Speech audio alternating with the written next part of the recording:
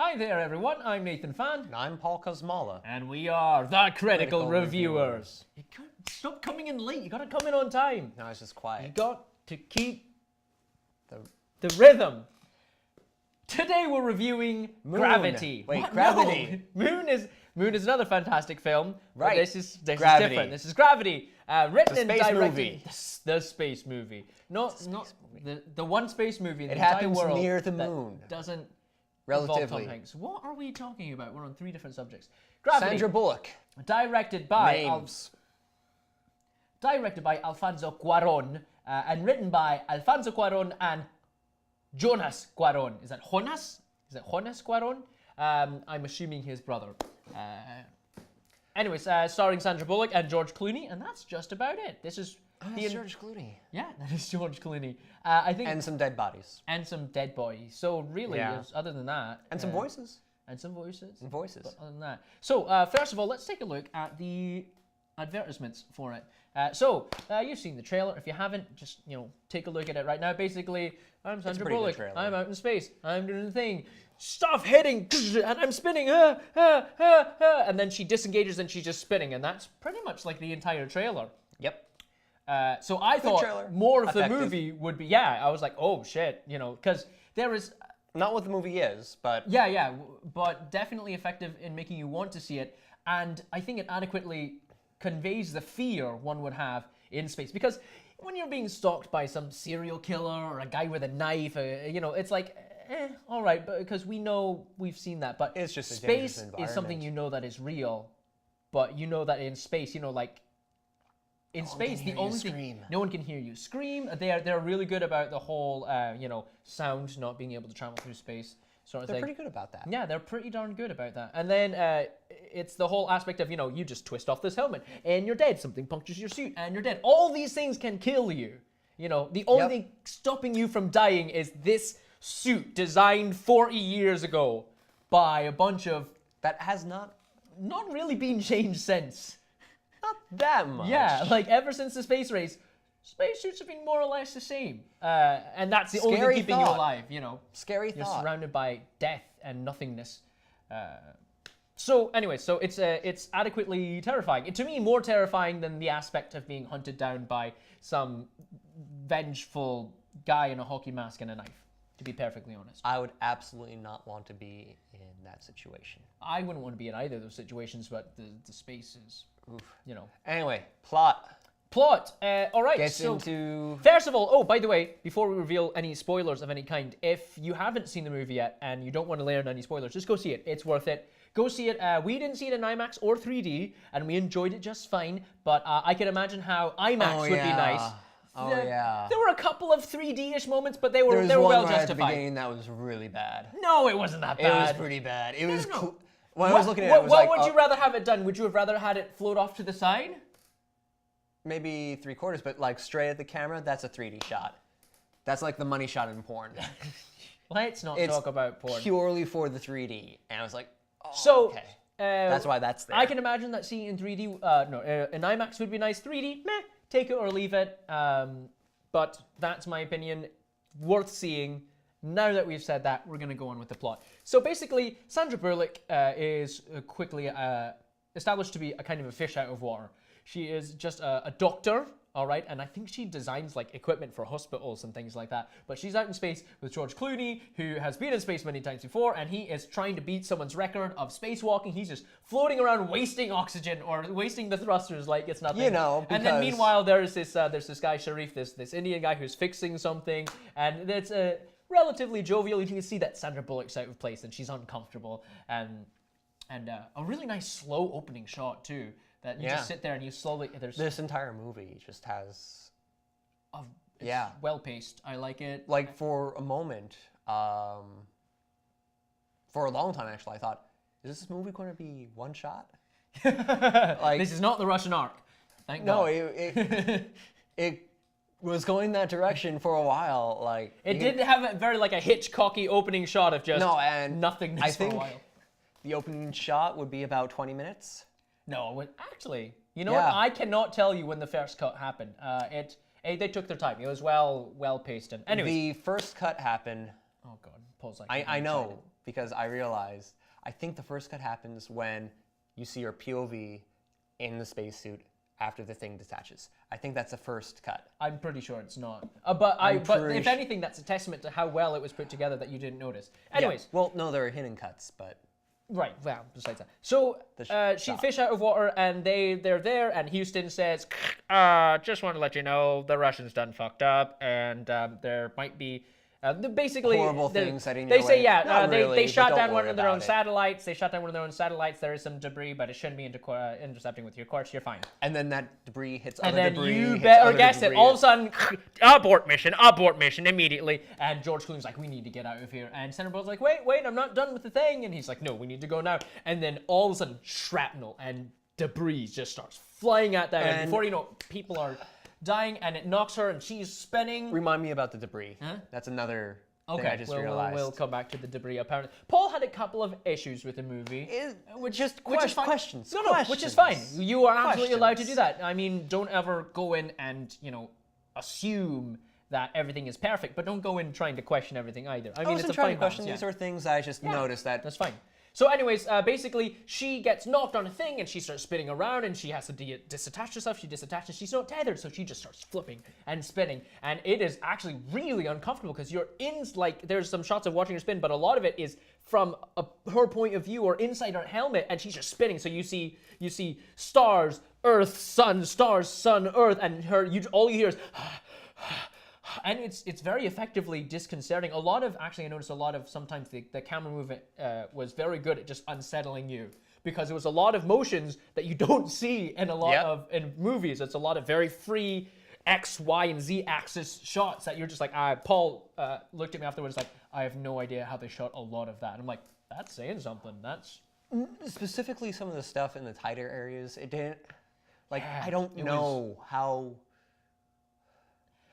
The graphic. I don't know. You know what? I did take a little bit of problem. There was a couple of moments where there's tethers or lines, and they have to nudge it because it's floating, weightless, and they have to nudge it. And every once in a while, you'd nudge a line, and it was like, that doesn't look like a weightless line. That looks like a CG thing that they had to do. Yeah, a lot of it. Which is inherent in the problem. Yeah, you have to, and that's the inherent problem with it, is that it has to be CG, and that's part of what feeds it looking like CG. Anyways, so moving on.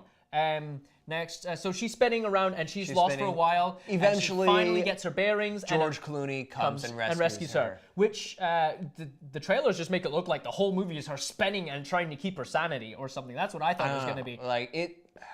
She was down to 10% oxygen. Yeah. And so grabs her and says, "Okay, we're heading in." So he jets her back. And then it's like, "Oh, we want to swing by and pick up the dead body of Sharif," and they go, and he's got a hole through his head the size of a piece of debris, just straight through his head. Frozen. It was okay. Yeah.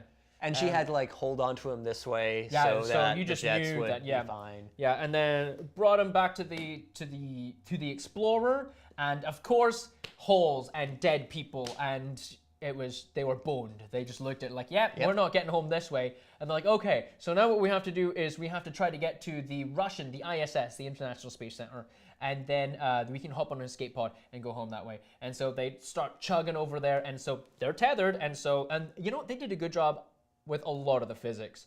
There may have been 1 or 2 points where the physics may not match, which is going to happen at all times. Paul has a couple that he will mention, but I think they did a really, the whole, he initializes, and then the tether goes taut, and then it jerks her, and then they keep on doing that, and I think that was done quite well. No, that was Anyways, great. so they go off to the Russian Space Center, and they set their timers because George Clooney approximates that at the speed that the shrapnel is traveling, that in an hour and a half it'll circle around and back and get to them.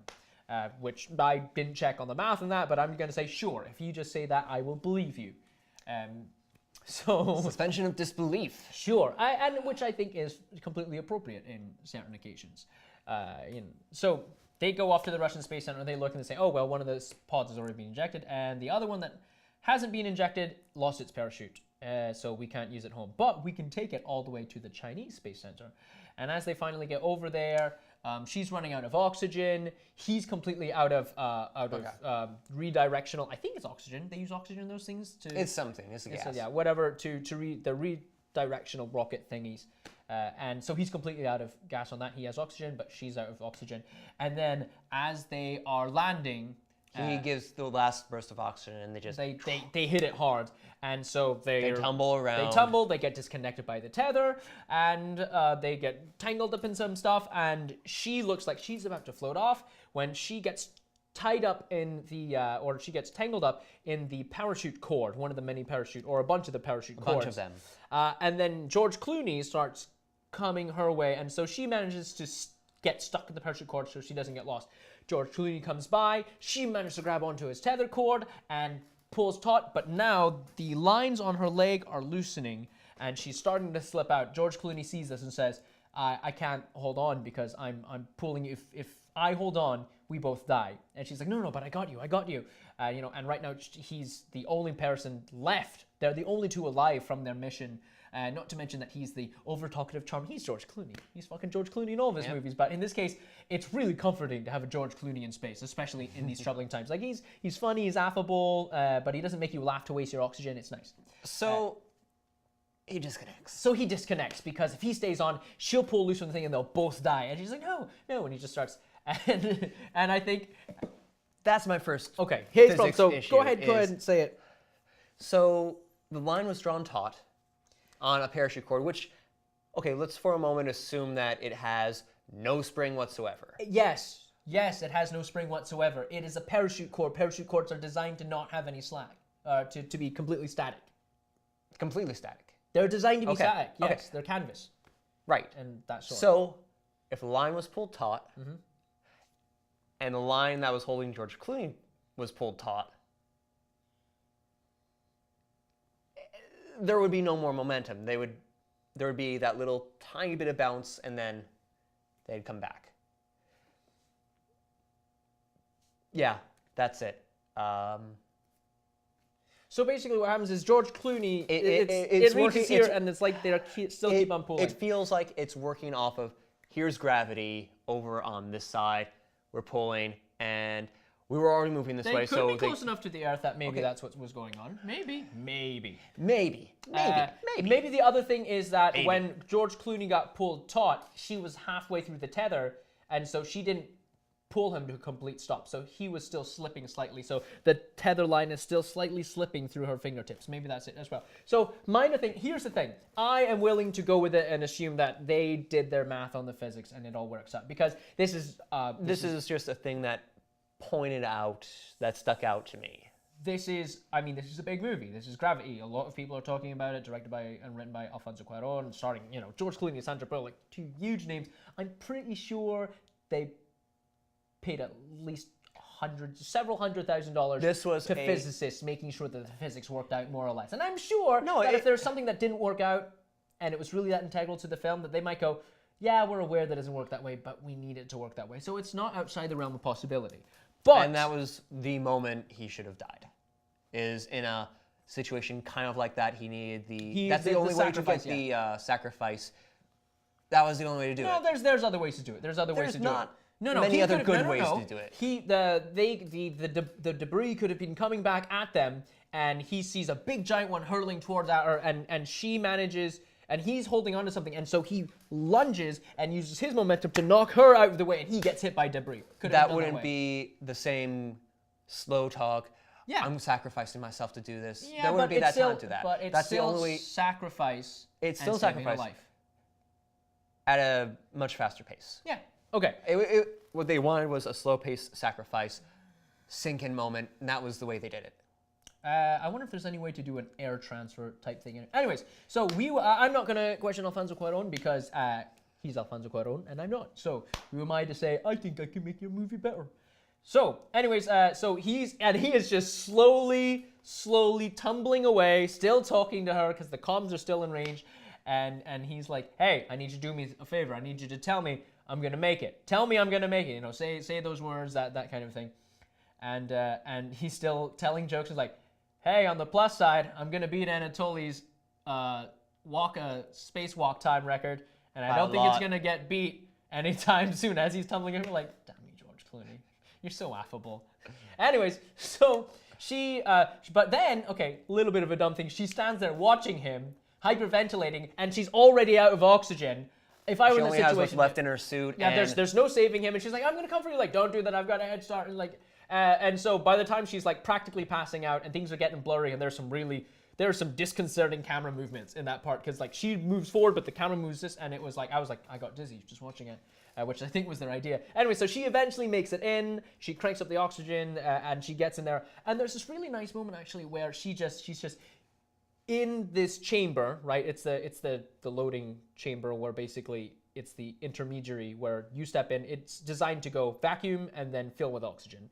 And then she's just there and just catching her breath, and she just takes off her helmet and she takes off everything. And then there's this nice moment where she's just kind of slowly spinning and she's only wearing like her shirt and her knickers. And then she kind of curls up in a slightly fetal position and you've got these cords around her and it vaguely resembles a fetus in the womb.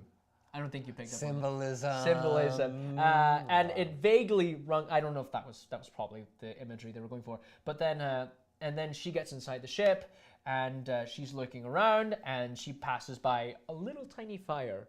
And at first you think... No, I thought that's going to be a problem. Yeah, but you also get to see this fire kind of float in the air. I was like, oh, maybe they're just showing off what fire looks like. Nope. What is that? You don't deal with fire with a space station. No, that's just because you're surrounded by nothing but oxygen and flammable stuff.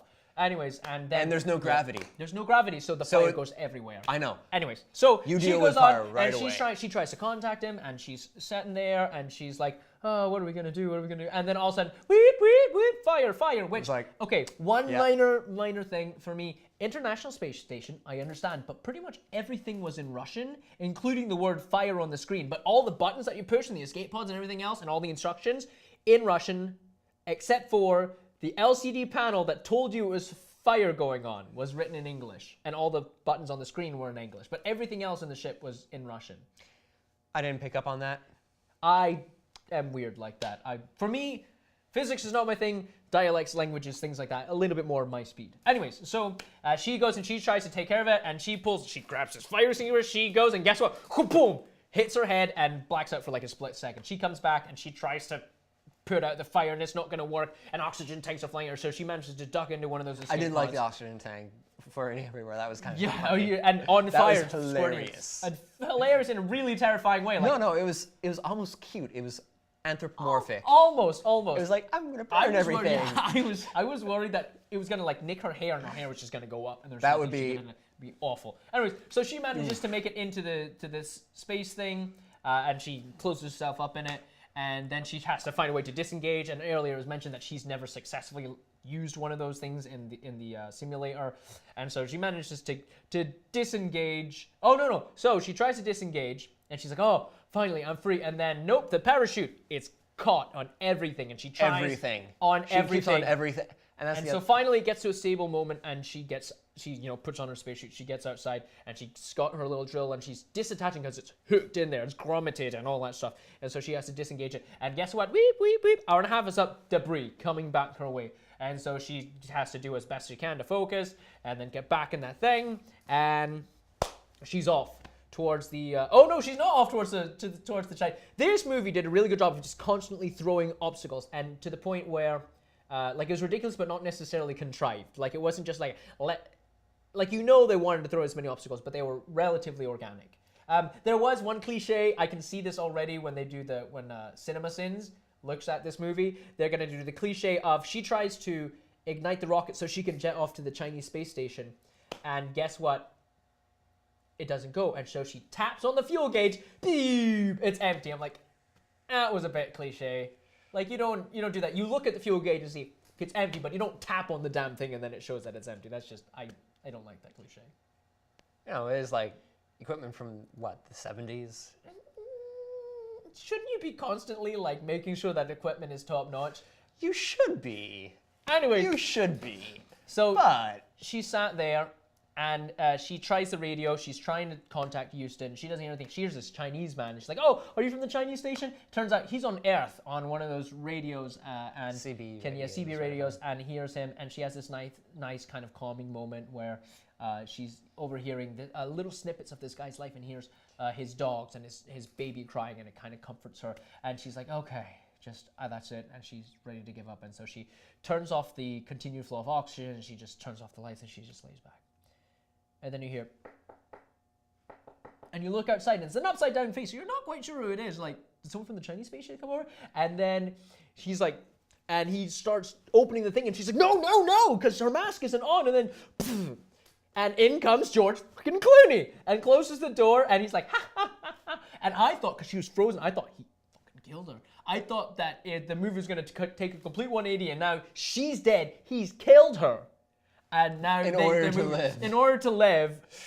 Oh. And then it was going to be George Clooney's movie from the rest on. But no, she's, they put the oxygen. Cool. That would have been an interesting twist. So he brings all the oxygen back, and she's like, how'd you survive? It's a long story, kid. Then they drink a little vodka. And then he's like, there's no way to get to the Chinese Space Center. Sure there is. No, we're out of fuel. No, there's always something else. No, there's no thrusters. There's no launch systems. You got landing systems. There were thrusters. Yeah, there were little tiny air thrusters, but that's not going to get you there.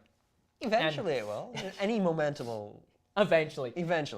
Anyways, she had plenty of oxygen. Yeah. And he says, yeah, well, launching and landing are the same thing. And she's like, what are you talking about? And so she looks around, and when she looks back, he's gone.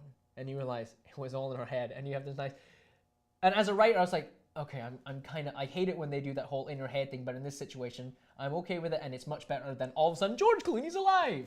It was an oxygen-starved hallucination. Yeah, which is better than, George Clooney's like, or we could just stay here for a while and then they have sex. Like, that would be, I would have been like, that's it, I'm out of here. This was a great movie until this. It was too cold. They were like over the Arctic and there was ice freezing. Exactly. They weren't going to have sex. That would be later. No, you could keep up the body heat that way. No. Anyways, so she's like, Matt, you brilliant son of a bitch. And so she tries talking to Houston, even though they lost communication.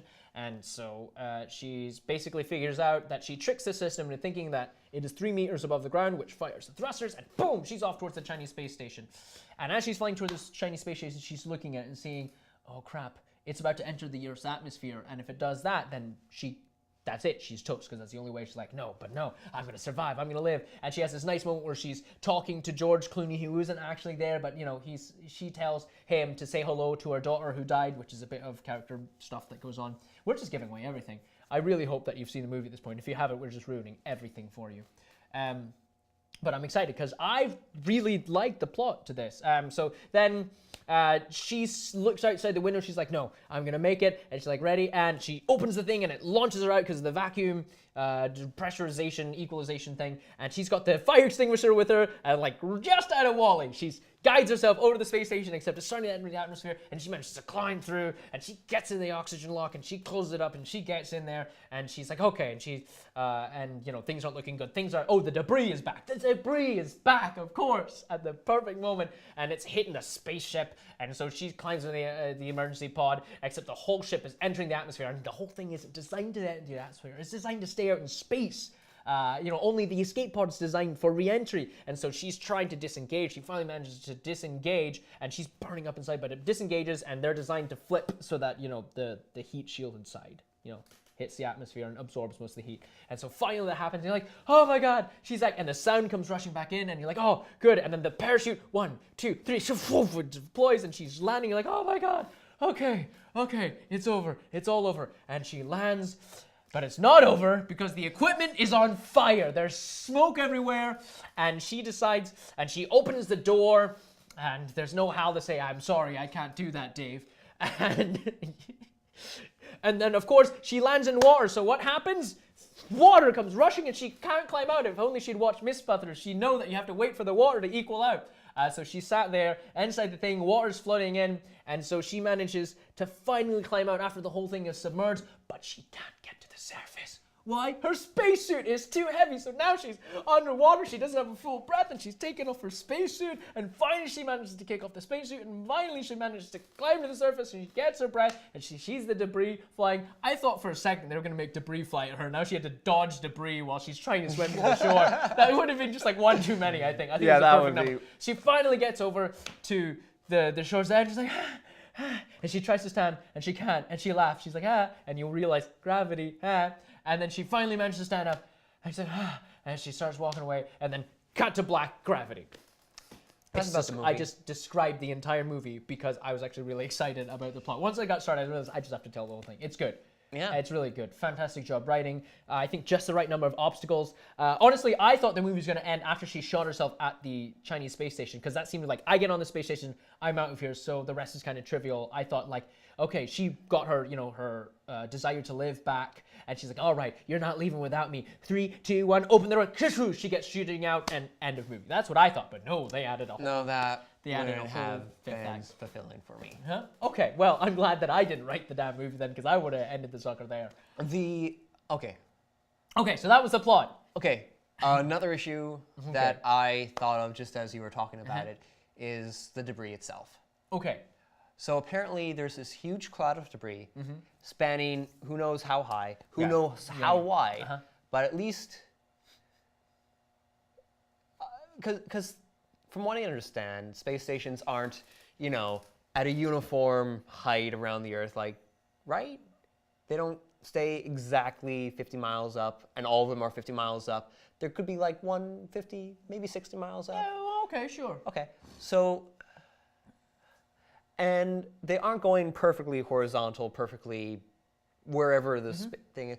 So how big is this debris cloud? I think it's pretty big, because what it like sounded like in the movie circling is the the entire- Russians shot a missile at one of their own space stations, or one of their own satellites, and it created a chain reaction. That satellite hit other satellites, and now 60% of NASA's satellites were down, is what it said more or less. Right, but I think that could create plausibly a large enough of a field. And I think that these three are that close to each other, they could plausibly be in the same distance away from the Earth. I think it's plausible.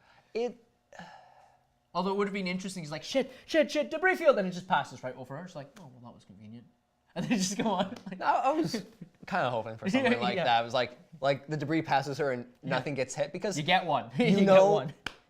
how big just even space is. Or even just the space above her. No, is Paul, like I don't know how huge. big space is. It's like 2 miles across, right? Yes, you got it. Down to Good the, news, everybody! you got it Space down is to only the 2 Googleplex. miles wide. You got it down to the Googleplex. Fantastic. Anyways, so that is, okay, I can see how that might be an issue, but I don't think it's a huge concern in my opinion. It's plot things, but I was just thinking about it, like, okay, that was... It might explain why the second or third time it wasn't as awful as it was the first time. The second time, shit gets horribly destroyed. Yeah, so the third time maybe it was, things still get horribly destroyed. As it's re-entering the atmosphere, so... Anyways. So that's like a clear difference in height. By a lot. I mean, this cloud of debris could be quite big, so I don't think you can conclusively say. No, I'm not saying I'm conclusively saying. I'm saying like that's. No, as far as the something that concern raised goes, a little bit of a red flag. I didn't even think about it, and yes, it could be a red flag, but I think it's entirely plausible that it works the way that they said in the movie. I'm checking my battery pack. Good.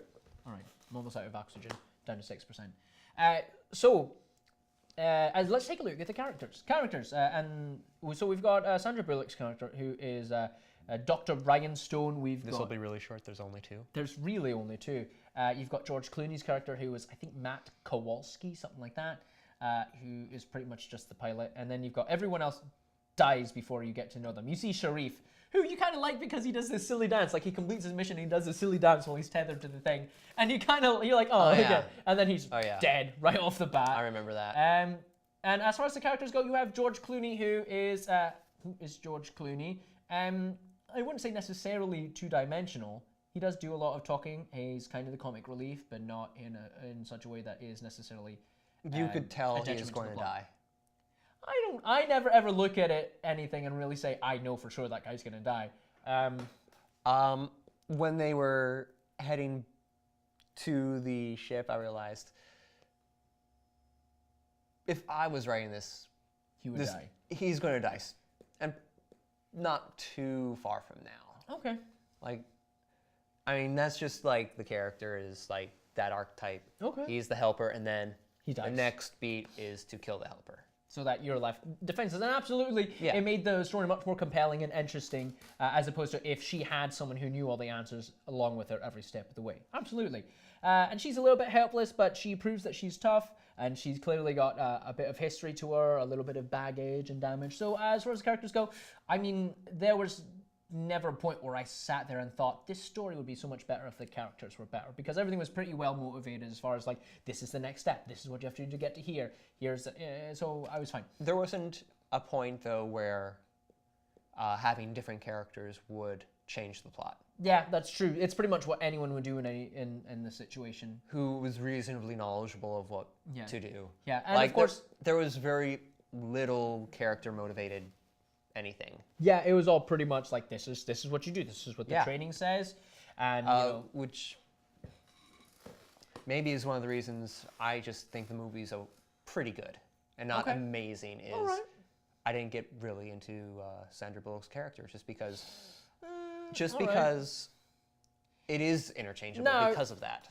Keep in mind, Paul is a heartless, emotionless robot, and I say that it's pretty true, because anytime he sees any movie, you say that in the most loving way. I really do, because there are movies where I'll sit there and I'll be crying. Now, granted, I also sometimes get a little over emotional, but there are times where I'll be like, oh my god, that was so touching. It's like, and sometimes when it comes to matters of just heart and emotion, Paul, for some reason, just is like meh. That's meh to him. So that doesn't necessarily mean that the character is hard to identify with. Wall-E was fantastic. To that him, got Wall-E, me tear-jerking. Wall-E That to him is tearjerker. Anything else to because him it was is like, part of my what race. about Up? What about Up? No. No, see, Up, nothing. He felt nothing. It's humans, man. I don't pity them. Robots, yes. Robots, humans, I no. pity. I pity the robot. I pity the robot who that's almost died and lost his. Wally. I'm not going to think about that. He's gonna need a moment. He's gonna get a little. But no, I didn't get emotionally attached. There are a lot of points where I was like, were you invested and wanted her to survive? At least. By the end, I was expecting her to drown. Okay. But you wanted her to live, though, right? I was like, I would be very uncomfortable in this situation, but he's not answering the question. Did you want her to live? You didn't care right away? Yeah. Okay, interesting. Now, we have this really nice moment where she divulges, because George Clooney's just trying to keep her sane and conscious and engaged and wanting to live. And she mentions that she used to have a daughter who died when she was 4, and she slipped and fell and hit her head and she died. And you know, that's a little bit of character reveal there. And then there's a moment where she decides to live, and she tells George Clooney, you know, when you pass on or whatever, you're gonna meet a girl, tell her that I'm so proud of her, she makes me proud every day. And I think that's really nice, and I think that was a really nice emotional moment, and that got me kind of on her side. But then again, this is the sort of thing that Paul is meh. So I thought the characters were fine, and I can understand how, if the characters were more well-defined, it would have defined what their actions were and would have affected the plot a little bit more. It is more or less a surrogate kind of situation, because she is not helpless, but she is definitely not a proficient astronaut. She is a science, I think, like an engineer who built this prototype to go out to space, and they train her specifically because she's the only one who knows how to install it in space. So in that case, she's kind of the audience surrogate, which is fine. I don't know, the only thing this is what I might consider changing about the characters, is if George Clooney and Sandra Bullock absolutely hated each other and they just needed to get through the mission. Like that there would have added character drama, because now they're forced to Not for that long, because he would have done the right thing, saved her life, and then she would have felt conflicted because she hates him, but he saved her life. But right there at that is an engaging thing. Like that was... Sure. Yeah. It would have changed the movie completely. Not completely. Well, the first part of it will be a little bit different. Yeah, it would have changed the movie. But sure, that is one thing. I don't think... Obviously, once again, This is hypothetical. This is completely hypothetical. Not saying that this would have made the movie better. It's just something that would have changed the movie, and we would have been interested to see how this goes. Because, I mean, of course, I think that Alfonso Cuarón got exactly the movie he wanted to make and set out to make in this, which is really Speaking of important movie making, yes, this is a technical marvel that I have the almost no idea how the bloody hell they did some of the weightless effects. Was yeah, crazy. No idea. Like when she's just hanging there, rotating on all axes. The only thing I can think of is 99% of the movie was done in front of the screen, and maybe even the bodies themselves were just CG. Like I would not put it past that. That being said, none of the only things I looked at and thought looked CG were the tethers. Anytime you saw a tether or like a little rope and they had to nudge it, it looked CG. But everything else, like even I'm assuming the Earth was CG. I'm assuming that. right? Yes, Paul, because they're not going to go out and shoot stock photography. They didn't? They didn't? And as You know, far it was as I a very three-dimensional Earth. I'm pretty sure isn't the Earth flatter than that? I'm pretty sure the Earth is flatter than that. right? I'm also pretty sure Columbus, Earth is flat, right? that's a little bit less colorful. Anyways, Like there are some, I think, artistic liberties with the planet we live on. do you really think that? A little bit. All right. Just. And you know, I just a wouldn't be little surprised if that played into it. Like it's the whole making Earth seem more appetizing and more, whereas space is Well, colorless. yeah. and Have you devoid. ever seen like stock footage of Earth from a satellite? It's kind of ugly. Like we live on that. Anyways, I'm not proud of our planet.